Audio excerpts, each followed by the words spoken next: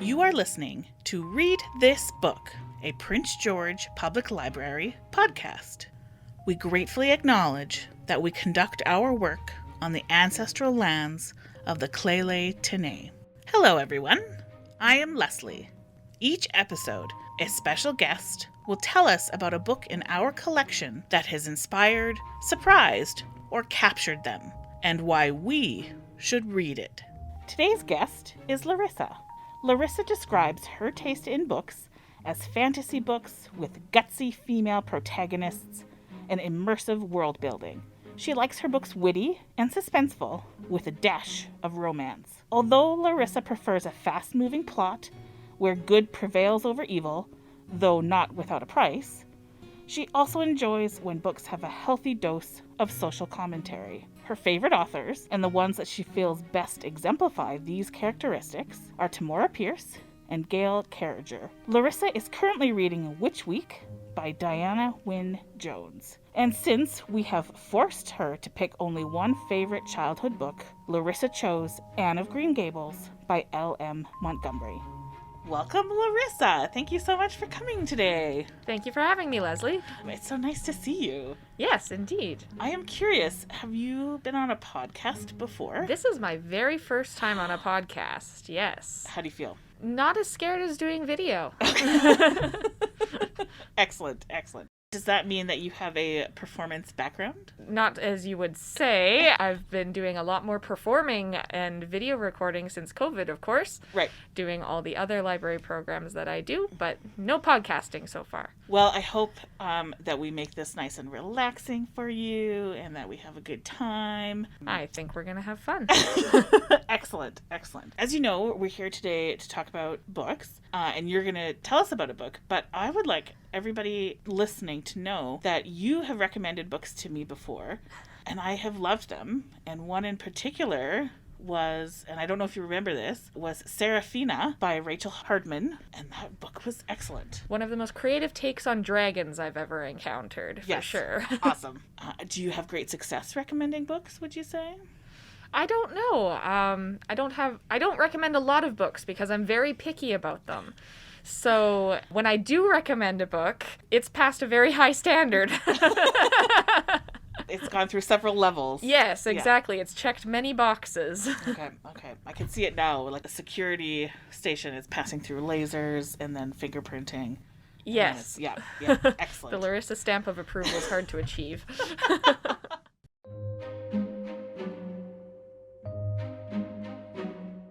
I'm very excited for you to tell us about your book. Tell us why we should read this book. So the book I want to talk about today is called A Deadly Education by Naomi Novik. It's her newest publication. Novik's written tons and tons of books. And what I'm particularly excited about with this one is it's the first in a new series.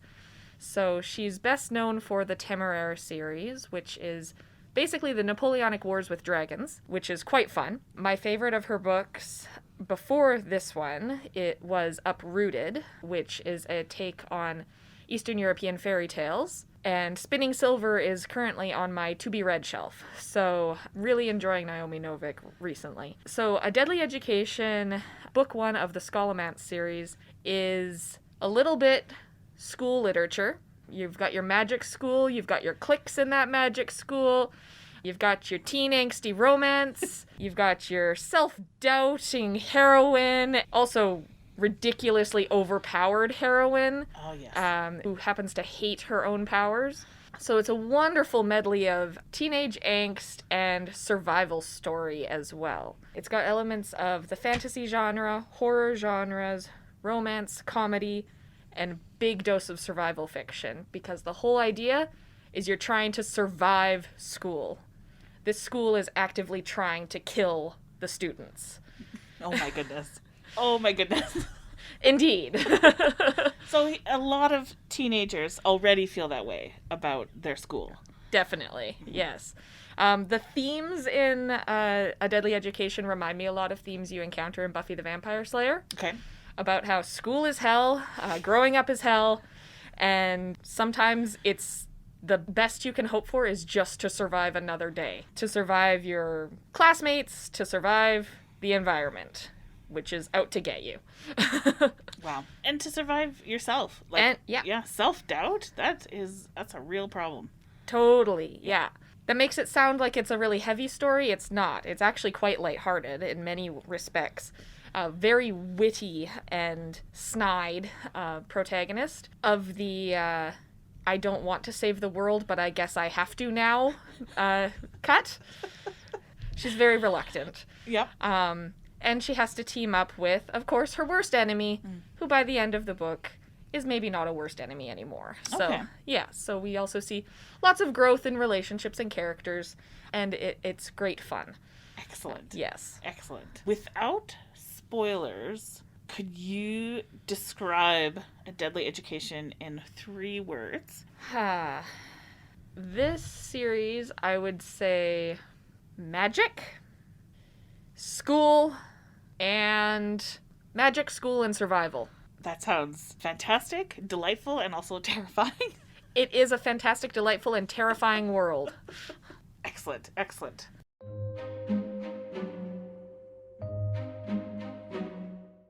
There has been some controversy surrounding this book. Novik wrote a lot of diverse characters in her book, but some readers have claimed she wrote these minorities incorrectly. How do you feel about the issues that were brought up? I would say that it's not a flaw that is specific to this particular book, that it's something that I have encountered in a lot of fantasy fiction, and other fiction more generally. Fantasy is just where I do most of my reading. So in terms of representation, I would say it's not as well done as one could wish, but the flaws themselves are also not surprising, given the author's background.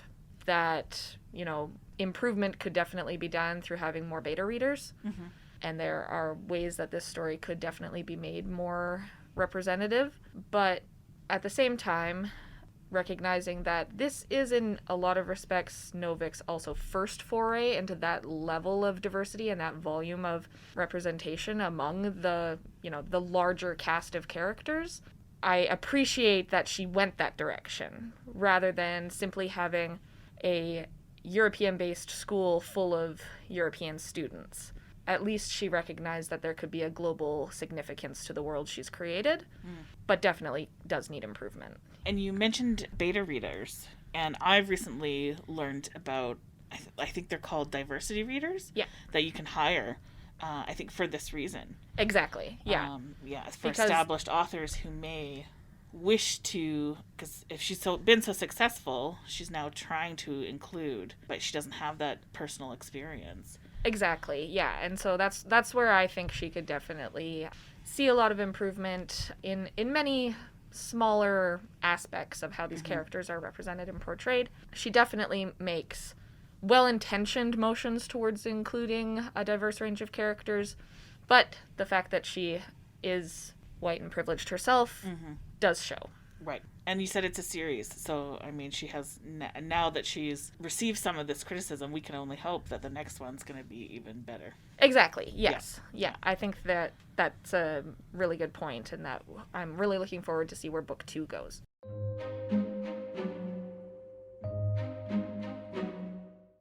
So, what are some other books that you would recommend if somebody enjoyed A Deadly Education? I've done some thinking about this, and I've kind of approached it from the other way around. Okay. It's like, okay, if you already know these authors, you'll probably like A Deadly Education. So if you've liked any other of Naomi Novik's books, you're going to enjoy A Deadly Education. It's got a lot of her characteristic wit and pacing and strong relationships and that sort of stuff. The series that actually comes to mind as the most similar in feel to A Deadly Education is The Rivers of London by Ben Aronovich. The Rivers of London has been described as Harry Potter meets a police procedural. It's about a wizard who is a member of the police force, and magic is dying out, but now it's coming back, so he has to deal with all of the magical crimes. So Rivers of London, extremely dense, detailed, rich, lush world building that is also what I feel in A Deadly Education. And also, you don't get bogged down, neither of these authors bog you down with huge stretches of description. You have to do the work as the reader and catch up and figure out how this all fits together. You're not going to be told, you're only going to be shown how the world works. So if that's how you like your dense world building and description, It's great. Another series, especially if for people who are still reading a lot of teen fiction, because I still love reading a lot of teen fiction, is The Old Kingdom by Garth Nix. Sabriel, Lyriel, and Porson is the original trilogy. There have been a number of spin-off books since then. There's a new one coming out this fall. Very similar approach to monsters in that story as in A Deadly Education. A similar dichotomy in the world of magic. Very clear distinctions between good magic that is controlled and evil magic that corrupts. Not because it is innately evil, but because of the nature of the magical power itself actually having a corrosive effect. So very interesting parallels between The Old Kingdom and A Deadly Education, and again, that same level of lush world building that is shown, not told. And if you really like The Hunger Games, you're probably also going to enjoy this series because it's about staying alive. Right. In the first book, there are some themes that seem to be emerging around, taking down the institution to a certain extent. So that sort of rebellion theme that's so powerful in The Hunger Games looks like it might be something that emerges throughout this series as well. So if you like The Hunger Games and you're looking for something a little bit different, A Deadly Education is great. And with The Hunger Games, Katniss Everdeen was also very reluctant. Exactly. All she wanted to do was survive and go home. Exactly. Yeah. And that theme of I just want to get out of here, I don't have really much of a choice about being here, but I just want to get out of here, and oops, I guess I'm going to have to dismantle the system to do that, seems to be something that's emerging in A Deadly Education. It's like, oh my gosh, I guess I'll just save the world. Yes, Not exactly. like I have anything else I have to do. On top of all my homework. On top of my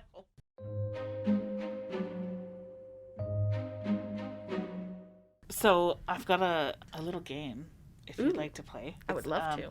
It's This or That. Okay. And so for those of you who don't know This or That, as I'm going to throw out two options, Larissa is going to choose one as quick as she can. You're just going to try not to overanalyze, just try to go with your instincts. And so if you're ready. All right. So hardcover or paperback? Hardcover. Ebooks or audiobooks? Audiobooks. Okay.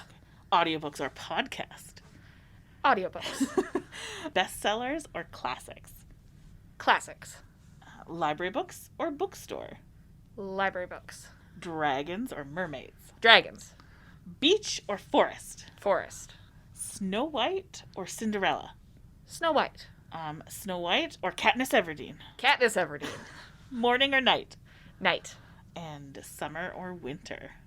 Summer. Adult fiction or teen fiction? Teen. Awesome. I knew That last one's very tricky. I know. Yeah. I knew that would be a tough one.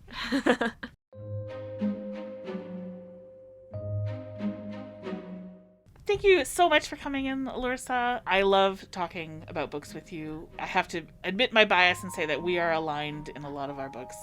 So this has been so much fun. Thank you so much. You're very welcome, and thank you so much for having me. It's been great fun to get to talk about my latest obsession. Excellent. I'm so glad. Thank you for listening to Read This Book, a Prince George Public Library podcast. Please join us every 2 weeks to discover a new book or visit pgpl.ca to explore our catalog.